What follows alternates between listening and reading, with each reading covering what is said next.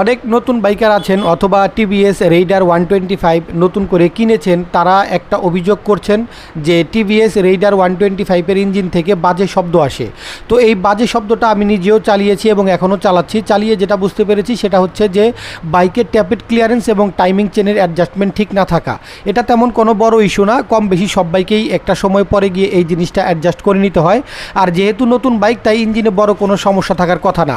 আপনি যখন নতুন বাইক কিনেছেন তখন বাইকের ব্রেক ইন পিরিয়ড অবশ্যই আপনি মেনে চলুন এবং কোম্পানি থেকে আপনাকে যেসব নির্দেশনা দিয়েছে সেই নির্দেশনাগুলো আপনি মেনে চলুন।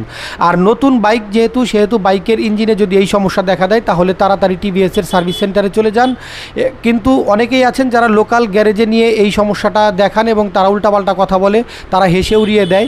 আর যেহেতু আপনার নতুন বাইক তাই আপনার অবশ্যই অফিসিয়াল ওয়ারেন্টি আছে, তাই এমন কোনো কাজ করবেন না যাতে আপনার বাইকের ওয়ারেন্টি নষ্ট হয়। সেজন্য আপনি আপনার নিকটস্থ যে সার্ভিস সেন্টার আছে সেখানে নিয়ে যান, তাদেরকে আপনার সমস্যাটার কথা বলেন, তারা অবশ্যই আপনার সমস্যাটা খুব সুন্দরভাবে সমাধান করে দেবে এবং বাইকের ট্যাপেট ক্লিয়ারেন্স এবং টাইমিং চেনটা সেট করে দিবে। বাস, আর কোনো সমস্যা নাই। আর যেহেতু এটা একটা ভালো বাইক এবং নতুন বাইক এবং বাংলাদেশে যতগুলো 125 সিসি আছে তার মধ্যে সবচাইতে আলোচিত বাইক, সো আমার মনে হয় এটা খুব বড় কোনো মেজর সমস্যা না। আপনি সার্ভিস সেন্টারে গেলেই সমস্যার সমাধান হয়ে যাবে। জলদি করে আপনি আপনার নিকটস্থ সার্ভিস সেন্টারে যান এবং সমস্যার সমাধান করে ফেলুন। ভালো থাকবেন, সুস্থ থাকবেন, আল্লাহ হাফেজ।